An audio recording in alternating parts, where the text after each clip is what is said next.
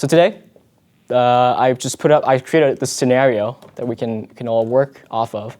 And then from this scenario, we're going to trace the calls. And then from the calls, we're going to run some tests. So the premise is, I want to test a bunch of vendors. And the vendors are search providers. So by the end, what we want is a data set of like things that we have run experiments against.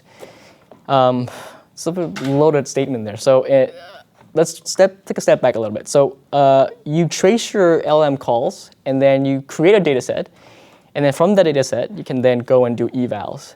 What do I mean by evals? It just means you have some sort of metrics or some sort of like judging mechanism to figure out whether or not the responses from your systems are actually good. And traditionally, you can do things like F1, BERT, BLUR, Rouge, things like that, which requires some sort of source of truth, ground truth references. So like, is this the same as the answer that we have that we know 100% is true? But what if we don't have a ground truth kind of like references?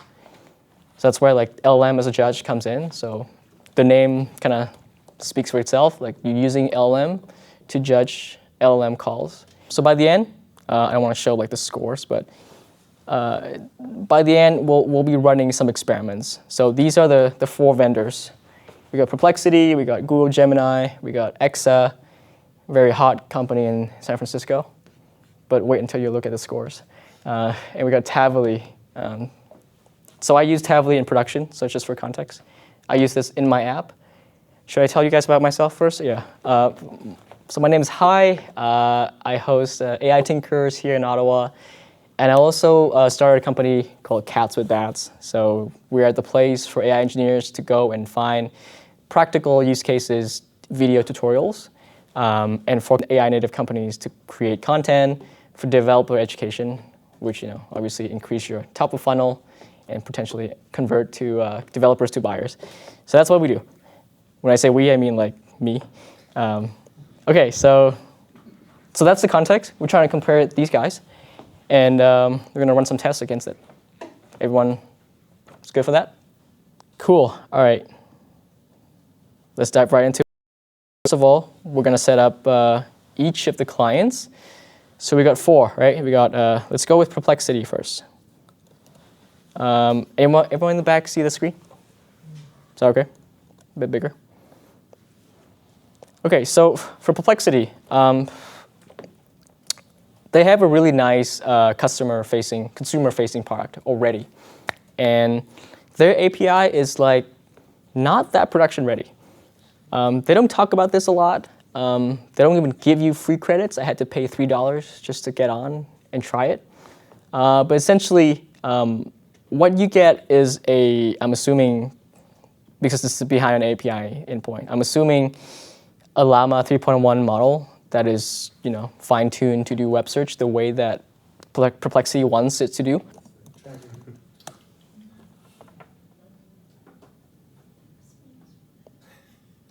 So this is what the consumer-facing side of Perplexity looks like. You get the answer down here, and you get like citations. So like you get little like inline citations like numbers. You get the same thing in your API. The problem with Perplexity API is that it's heavily rate limited, so you get like 50 calls per minute. It's like one of those like demos from like Cerebra's AI or Grok, where it's like it's super nice, super fast, but like it's not production ready. So that's the issue here. So what we're doing here is we're using the Perplexity. Actually, we're using OpenAI's SDK.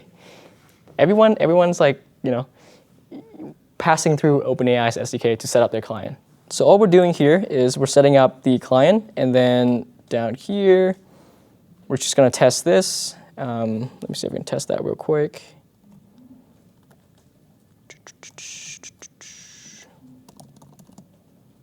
Perplexity. Just to make sure that it's working. So this is the kind of response you get back from Perplexity API. So you pass in a query, get a response back, and then the sources, and you get inline citations that you can like use your front end to hook them together. But this workshop is not about Google search. Yep, Google search APIs. This workshop is about eval. So we're just gonna skip through this real quick. Let's go on to Exa. So this is how you set up Exa. Again, these tools are very easy to set up. Set up your client, pass in your API key, and then essentially you get the same thing. So the thing with Exa is that you don't get like a natural language response back. You only get like the sources. Yeah, so they have a bunch of stuff there, and you can even search by like LinkedIn, GitHub, Reddit, stuff like that. So like really hone in your search results.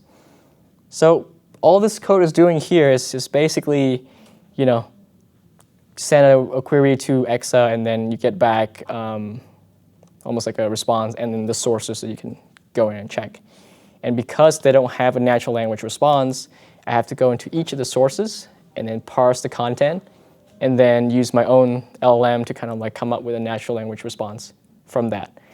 How does that sound? Everyone still following? Yeah. Go ahead. So this will just give you the sources like a Google search. It is not an LLM. Pretty much, yeah. Okay. They don't. So the LLM response is like almost like an optional thing for like companies like Tavily, or I think Perplexity comes in by default. But for Tavily, it's like optional. So you can just say like, I just want the sources, and let me just do my own thing. Maybe you need to re-rank or something like that. So all this code does is just hit the Exa API. And then we got Tavily. So Tavily is another one. Again, same thing. Just set up the client, and then from the client, send their query, get back a bunch of sources, and a natural language response. So yeah, like as you can see, I'm just asking the same question here over and over. And last but not least, we got Gemini search. So this is Google. I'm not going to give you the spoilers on like the performance yet, but this one is $35 per 1,000 queries. I think Tavily gives you 1,000 queries for free every month.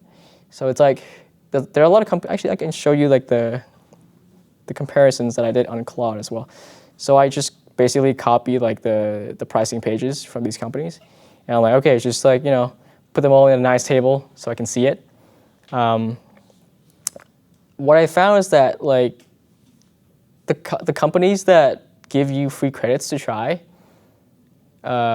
score lower, and the companies that forces you to pay upfront did pretty well. I don't know if there's any correlations there, but that's just what came out of the test. And I will send this to everybody later tonight as well. This is literally just a table of like, okay, with looking at all the pricing pages, these are the whole things. All right, I think that's pretty much all the clients that we're going to set up. This is the meat of the workshop. This is what I need to focus on, which is building the data set and then running an evaluator. All right, here's the fun part. So everybody here familiar with the LangSmith? Everybody here uses LangSmith? Show of hands, LangSmith. Okay, so LangSmith is a place for you to trace your LLM calls. It's by the people at LangChain.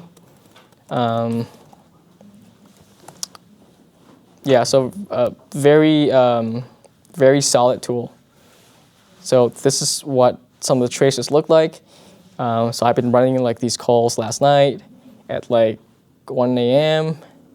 before I hop on a game of zombies with the boys. But I was preparing for this. So for example, you make an LLM call, and then you can like trace it over here. It gives you the inputs and outputs and all that stuff. This was like the last workshop. So if you want to get the details on this, just I'll send you the videos. I will not talk about this today. Today is the day that you move past this part and then go on to, dealing with thinking about what you can do with these data today. So that's LangSmith. Okay, so all we're doing here is for each of the vendors that we just looked at, so like Tavily, Perplexity, Exa, all that stuff, we're gonna be just grabbing the traces from our live traces. So like here, as you can see, like each one has like its own name. We're gonna grab these and then build a data set. So a data set is the first thing you need to do in LangSmith to kind of like even start evaluation. You build a data set, you build a data set of examples. So that's another term that is pretty common across all these platforms. Data set of examples, and then they can come with references or no references. So references means that you have some sort of ground truth. So like, we have a response from the AI like this, but we know that the right answer is like this, and we can compare the two. Maybe using heuristics, so like just double, equal, or you could have an AI compare the two together and see if like the answer checks out. So data set, example, and then decide whether or not its reference is required or reference is free. And then another thing that I want you to remember is that what we're doing is what we call offline evaluation. So we're basically ripping data off of our online system in production onto like maybe a script or a computer or an environment, and we're gonna run the eval that way. There's a different thing that's called online evaluation, which means as soon as somebody sent a call to your app, like let's say like your chatbot, for example, as soon as a call is traced and it shows up here, we run something here, which you can actually add a rule to kind of like grab that and then judge it right there and then. So by the time like maybe like 1 or 2 seconds after it, you already have a score for like what just came in just like 2 seconds ago. So offline eval, you pull in a bunch of data and you do it separately. You do it offline. And then online, which means as calls coming in, you judge it right there and then. And when I say judge it right there and then, it doesn't add any latency to your system because these are, calls are run in the background. So the system completes the call for the user, respond back, and then update your traces. Any questions so far? It's a lot of new words that I just threw at you guys. And we were just having this conversation earlier. So for traditional, AI, ML, eval stuff, you absolutely need references because otherwise you have nothing to compare against. But then LLMs came out, so you're like, now I can almost like control or judge things by like vibes, or by like some undeterministic characteristics for the trace. Or is it like empathetic enough, right? So like those are the things that people used to annotate by hand. You need a human to come in, like not empathetic enough, not concise enough. But now you can have an LLM come in and it can basically do the same thing. Yeah, so that's been your experience, right? Yeah. I find it to be similar. And so the problem that I had was I wrote these, we'll get into like LLM as a judge in a quick second, but essentially I wrote these from scratch. Okay. But apparently there are like a bunch of papers out there about like LLM as a judge. And if you follow those papers, like they've pretty much went through the same thing and they kind of like saw some of the pitfalls and they have like certain like practices that you can follow. So by the end of the workshop, I'll show you this one library that literally I just found out last night that will solve all of those problems because like it's literally like a list of those judges and the papers that back them up. And you can just want to check the papers, you can click on the link, go to the paper, read it. If not, you just pull the library and then you just use a judge for like classification or like scoring from 1s to 0 or like anything along those lines. There are like 50 of them. So what we're looking at right now are traces that came from running the LLM calls. Yeah, so imagine you're in production system. User send a query in, your LLM sends a response back, that gets logged right here. Okay. So these are not references. Okay. These are like things you need to grade. Okay. Yeah. And then what we're basically doing here is we're gonna be fetching all of those traces down to a computer and then like start grading them afterwards.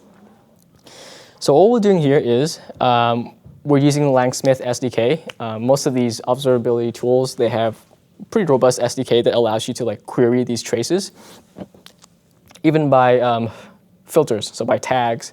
So for example, I've managed to tag all of them, search battle, so that I don't pull in the traces from like workshops from like a month ago. So I'm doing that, and then all I'm doing is down here is building the data set. So all we're doing here, building a data set with examples, and we're doing splits. So anyone here like is familiar with like, in like traditional ML training, you have like your train set, your eval set. Same thing in LangSmith, you can split things up. What I'm doing here is actually not very kosher, but I just couldn't figure out a way to like show all the examples from the same data set on the same dashboard. So I'm just like, okay, let me just use the split functionality on LangSmith to be like, we got a Exa split, Tavily split, Perplexity split, and Google search split. So that's all that there is to it. And that's why we're getting, something that looks as nice as this, because these are like calls, these are judged, LLMs are judged, evaluating based on like each split from each provider. So building the data set, that's basically what this code is doing. This is the real fun part. This is the evaluator. This is what you guys came here for. This is the magic trick. So anyone here had heard of the term LLM as a judge before? This is my contrarian take. This is where you should be using the frontier models, because you want your results to be like clean and evaluated properly, right? This is almost like replacing humans in the workflow. So if you're using like a super small model, unless it's like super fine-tuned to do evals, you probably won't get a good result, especially if your eval task is like kind of complex, like, is this the way that I want my chatbot to talk to my users? And it might be like 20 different bullets, right? Like it has to talk in a certain tone, it has to like talk in a certain length, use certain types of words, and do certain things. So like, just if the use case is complex, just frontier models, and always ask for a reason why it's grading the things the way it does. Okay, so we got a function here, which is basically an LLM. All we're doing here is we're asking the LLM that, okay, pretend that you're like a teacher and you're grading a student's like, exam results. Why? Well, I don't know. There's probably a paper out there for this. The reason why I wrote like this is because LangSmith's built-in evaluator for like Q&A has the exact context. So like, you're a student, you're a teacher, you're grading a student's like exam, and then based on this like correct answer, like how did they do? And then you grade them from like 0 to 1. Like if it's 1, then it's accurate. If it's 0, it's incorrect or contradictory. And then I had to like do a bunch of prompt engineering because there are edge cases of like, hey, the student answered properly, but then they also said this one other thing, and I didn't know what to do about it, so I just gave it a 0. I'm like, oh, you gotta like, we don't care. So I gotta put that in. This is the reason why. The end, I'm gonna show you this new library called Judges that will give you like the proper way to prompt these judges. This is kind of okay, but this is what I wrote last night. But I will show you better ones out there. Yeah, so all it's doing is create a prompt and then put in the user's query, put in the reference, which is the ground truth, and then put in the output from the LLM, or should I say like the search providers, not the LLM. And then we're going to be using GPT-4o to grade everything. So GPT-4o will be like the person who will stand in and be like, okay, here's the question from the user, here's what it's supposed to be, here's what they actually answered, and then I'm going to grade it, and then I'm going to give you an reason why I grade the way I did. How's everything so far? Everyone following? If you have a question, feel free to raise your hand. Yeah, so that's all it's doing. It's grading stuff.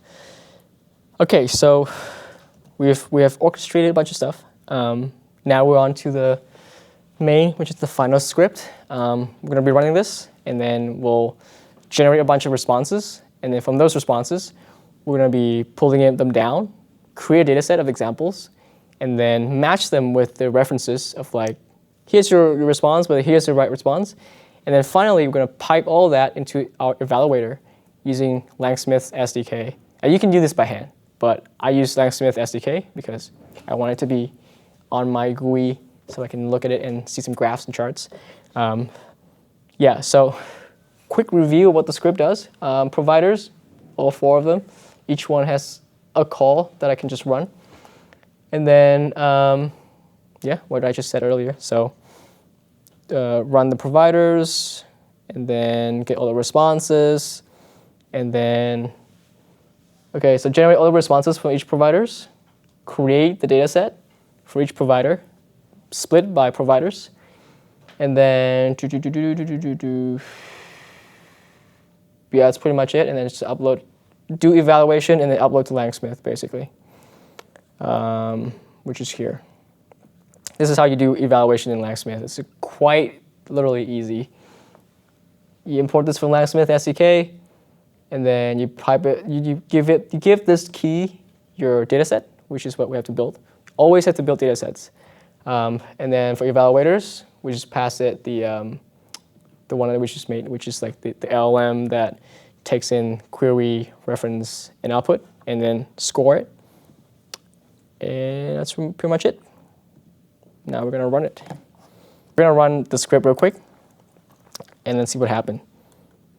Everyone see the screen okay? In the back? Okay, cool. So all we're doing is we're just sending queries out to our providers, and then we're getting responses back. We're going to give it a quick second, and then at the end we'll have like a bunch of 32 traces if nothing goes wrong.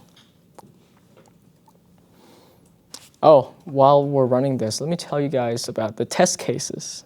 I should probably say that. Here are the ground truths. And again, you can run LM as a judge without ground truths when you're testing it like vibes. You know. But here I have like a few. So facts, basically. Facts about things that are recent that LMs don't have access to. And what I found was like these are usually the ones that are the hardest to answer. No, this one actually. This one's the hardest to answer. But yeah, so 6 test cases, very few. And then we'll see which one did the best. Any questions in the meantime? We're just waiting for this to run. All right, we're done. Do you guys want to make a bet? Like which provider did the best? Google search. Google search. Perplexity. One more. Shout out a name.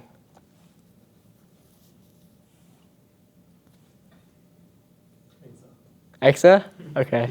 You drank the Kool-Aid. I love it. Okay, let's see. This is the old data set.